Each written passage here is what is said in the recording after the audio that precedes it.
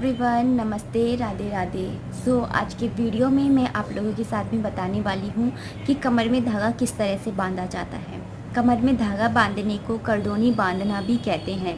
तो ये हर जिसके घर में नहीं होती है, क्योंकि मैं इसलिए बता रही हूँ क्योंकि मेरे मायके में नहीं होती है, लेकिन मेरे ससुराल की तरफ ये वाली जो रिवाज है, ये जो रिचुअल है, ये होती है। तो ये जो करदोनी होती है ये लड़कों को बांधी जाती है। कमर में धागा जो होता है सिर्फ लड़कों को बांधा जाता है, लड़कियों को नहीं बांधा जाता है। अब आप लोग में से कई लोग बोलेंगे कि लड़का और लड़की तो एक ही समान होते हैं, फिर लड़के को ही क्यों बांधी जाती है, लड़के को क्यों नहीं बांधी जाती है। तो देखिए, जब बच्चा पैदा होता है, छठी पूजी जाती है, तो उस टाइम पे अगर लड़का होता है तो उस टाइम पर जो भै माता होती है उनको चावल का भोग लगाया जाता है, लेकिन जब लड़की होती है तो हलवे का भोग लगाया जाता है। तो अंतर करा ना हम लोगों ने। और ऐसे ही जब शादी होती है तो शादी के टाइम पर लड़के की शादी से पहले भी रात जगाई जाती है, और घर पर बहू आ जाती है उसके बाद में भी रात जगाई जाती है। लेकिन जब लड़की की शादी होती है तो शादी से पहले एक बार ही रात जगाई जाती है। मतलब ये कुछ रिवाजें होती हैं जिसके अंदर अंतर करना ही पड़ता है। इसमें अंतर की कोई बात नहीं है, ये कुछ रिवाजें हैं और कुदरत ने, भगवान ने ही लड़के और लड़की के अंदर अंतर करके भेजा ही है, इतना तो आप मान कर ही चलिए। और आप ये क्यों बोलते हैं कि लड़के और लड़की में अंतर नहीं है? लड़के और लड़की में अंतर है और लड़कियां लड़कों से आगे हैं, तो आप ये मानकर भी तो चल सकते हैं ना। तो चलिए जानते हैं कि इस धागे को किस तरह से बांधते हैं, क्योंकि मैंने आपको कह दिया कि एक रिवाज होती है, एक रिचुअल है। जैसे शादी के टाइम पर चाक पूजा जाता है, भात होती है, उसी तरह से इस धागे को बांधने की भी एक रस्म होती है। इस तरीके का एक धागा जो होता है वो मार्केट में आता है, मिल जाता है। और ये धागा आपको कहाँ मिलेगा? जहाँ पर जैसे शादी ब्याह के कंगन डोरे वगैरह मिलते हैं ना, उस वाली शॉप पर आपको मिल जाएगा। और अगर आपको बाई चांस ऐसा धागा नहीं मिलता है, अगर आपको ये वाला धागा नहीं मिलता है तो घबराने की कोई भी बात नहीं है। आप काला धागा जो होता है ना, उसको डबल करके भी पहना सकते हैं। तो अब ये धागा पहनाना कब है? जब बच्चा 1 साल का हो, 3 साल का हो, 5 साल का हो, 7 साल का हो, तब आप इस धागे को पहना सकते हैं। लेकिन अगर आप इस एज पर धागा नहीं पहना पाए हैं तो शादी के टाइम पर आपको इस धागे को पहनाना पड़ेगा, चाहे उसकी उम्र कितनी भी हो, चाहे वो 18 का हो, 28 का हो, 21 का हो, या कितनी भी साल का हो। जब उसकी शादी होगी उस टाइम पर इस धागे को आपको पहनाना ही होगा। ये एक रिचुअल है, एक रिवाज है, एक समझ लीजिए कि होता है। जैसे चाक पूजा जाता है, जैसे भात पूजी जाती है, उसी तरह से ये एक रिवाज है। और ये बांधना ज़रूरी क्यों होता है? क्योंकि अगर इसको बांध देते हैं तो कमर के नीचे का हिस्सा जो होता है ना, वो मजबूत हो जाता है। उसमें जब जैसे कुछ झटका वगैरह लग जाए, जैसे बच्चे जो होते हैं इधर उधर भागते हैं, उनकी कमर कच्ची होती है तो झटके लग जाते हैं कमर के नीचे वाले हिस्से पर, तो प्रॉब्लम आ जाती है। इसलिए बचपन में बांधी जाती है। लेकिन अगर आपने बचपन में नहीं बांधी है, कोई बात नहीं है, तो बड़े होने के बाद में जब आप, जो लड़का होता है वो वंश बेल को आगे बढ़ाता है, उस टाइम पर इस धागे से झटके वगैरह लगने के टाइम पर उसकी कमर में कोई भी प्रॉब्लम नहीं आती है। इसलिए इस धागे को बांधना बहुत ज़रूरी होता है। ये एक रिचुअल है, ज़रूरी नहीं है कि बांधा ही जाए। जैसे मेरा मायका है, वहाँ पर ना इस धागे को नहीं बांधा जाता है। वहाँ पर क्या होता है कि बचपन में लिया धागा और कमर पे बांध दिया, हो गई, बस इतना होता है और कुछ भी नहीं, कुछ रिचुअल होती नहीं है। मैं तो जानती भी नहीं थी कि ये होती है, लेकिन जब मैं शादी होकर के यहाँ आई और मैंने हर्षित के बंधते हुए देखी, अपने दोनों देवरों के बंधते हुए देखी, तब मैंने जाना कि हाँ, ये भी एक रिचुअल है, एक परंपरा है, इसको भी निभाना ज़रूरी होता है। तो चलिए जानते हैं कि किस तरह से बांधनी होती है। इसको बांधने के लिए आपको सबसे पहले तो ढूंढना होगा झरबेरी का पेड़। ये एक पेड़ होता है, झरबेरी का पेड़।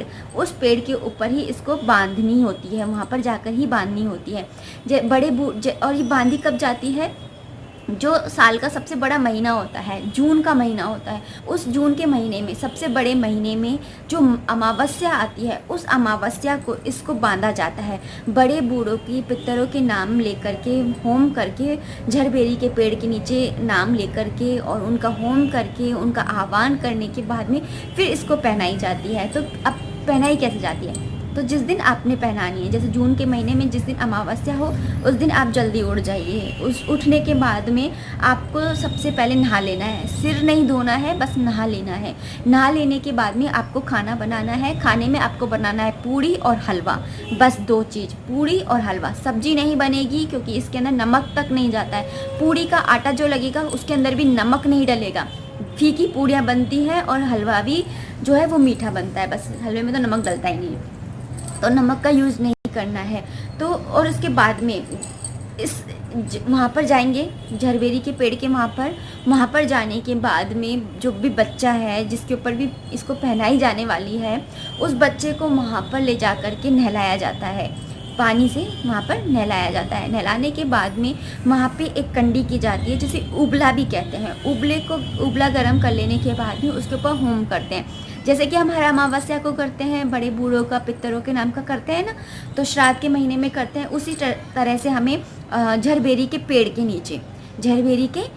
नीचे हम वहाँ पे बैठ जाएंगे, सफाई कर लेंगे, वहाँ पे होम करेंगे, हलवे और पूड़ी से भोग लगा देंगे और साथ में दिया लगा देंगे, अगरबत्ती जला देंगे और उसके बाद में वहाँ पे लड्डुओं का भोग लगाएंगे। लड्डुओं का भोग लगाने के बाद में ये होती है करदोनी जो मैंने बताया है, झरबेरी का पेड़, उस पेड़ को उसको पहना देते हैं। और जो घर की बहन बेटियां होती हैं वो कोरे कपड़े लेकर के आती हैं। तो जब इस करदोनी को बांधा जाता है उस टाइम पर जो बहन बेटियां जो कपड़े लेकर आती है ना, उन्हीं कपड़ों को पहनाया जाता है। हम खुद खरीद करके नहीं पहना सकते हैं। जैसे हर्षित को पहनाई जाएगी तो हर्षित के लिए मैं नहीं ला सकती हूँ। अगर मैं लेकर भी आऊँगी तो मैं अपनी नंद है उनकी तरफ से नाम करके फिर लेकर आऊँगी और फिर पहनाऊँगी। तो हर्षित के जब बंदी थी तो मेरी नंद लेकर आई थी। तो इस तरह से ना कपड़े जो होती है वो बहन बेटियाँ लेकर के आती हैं।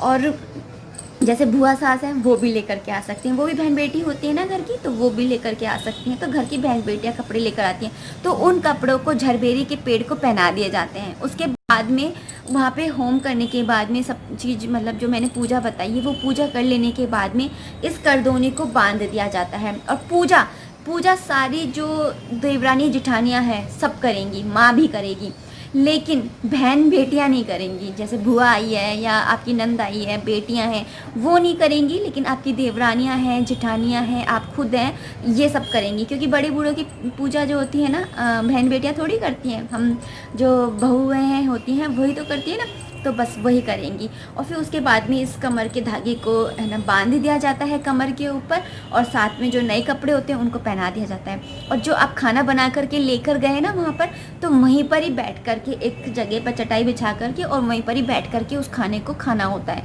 और इसमें एक चीज़ का और ध्यान रखना है कि जितना भी खाना आप लेकर के जाते हैं ना, वो खाना आपको वापस घर पर नहीं लाना है। जितना भी खाना आप लेकर गए ना, वो सारा खाना आप सब बहन बेटियां और बहुएं वगैरह, देवरानी जेठानियां सब मिलकर खा लीजिए। और फिर भी बच रहा है तो आप किसी गाय को, कुत्ते को, जानवर को डाल दीजिए, या वहाँ पे आसपास में कोई गरीब दिख रहा है तो उसको दे दीजिए, लेकिन पलट कर आप घर पर नहीं ला सकते हैं खाना। और तीसरी चीज़, आप बोलेंगे कि बिना नमक का, बिना से नमक मिर्ची का खाना कौन खाएगा, तो देखिए अब आप बोलेंगे कि बिना नमक का, बिना मिर्च का खाना तो हम लोगों से खाया ही नहीं जाएगा। तो देखिए, आपके घर में खाना नहीं बन सकता है, देवरानी जिठानी के घर में नमक मिर्ची का खाना नहीं बनेगा, लेकिन जो बहन बेटियां हैं, आपके आसपास में कोई बहन बेटियां है, वहाँ तो बन सकती है सब्जी, तो आप वहाँ से बनवा करके सब्जी ला सकते हैं। पूजा के होने के बाद में फिर आप खा लीजिए। लेकिन जैसे जो या फिर अचार होता है ना, अचार लेकर के चले जाइए, लेकिन आप बनाइए मत घर के अंदर, नमक मिर्ची नहीं खाना नहीं बनता है। तो इस तरह से ये जो पूरी प्रक्रिया होती है वो होती है। उसके बाद में बस है ना अपने बड़े बूढ़ों का आशीर्वाद लेकर के और घर पर आ जाइए। तो ये थी पूरी कमरबंद बांधने की प्रक्रिया, जिसे करधोनी बांधना भी कहते हैं। तो ये जो होती है रस्म, इसे निभाना बहुत ज़रूरी होता है। कुछ रीति रिवाज होते हैं जिन्हें हमें करना ही। तो एक बार मैं आपको दिखा देती हूँ कि कैसी होती है करधोनी। तो देखिए इस तरह की होती है, और यहाँ से देखिए छोटा और बड़ा हो जाता है। जैसे माला होती है ना, हम कोई भी माला वगैरह होती है, नेकलेस जो गले में पहनते हैं, छोटा बड़ा कर लेते हैं, ऐसे ही यहाँ से ही छोटा बड़ा हो जाता है। तो ये बच्चे के साइज़ की ही आती हैं। अगर आप बड़े को पहना रहे हैं तो आपको यहाँ से इसको काट करके और इसके अंदर धागे को जोड़ करके और फिर आप इसको बड़ी कर सकते हैं। तो इस तरह की ये करधोनी होती है।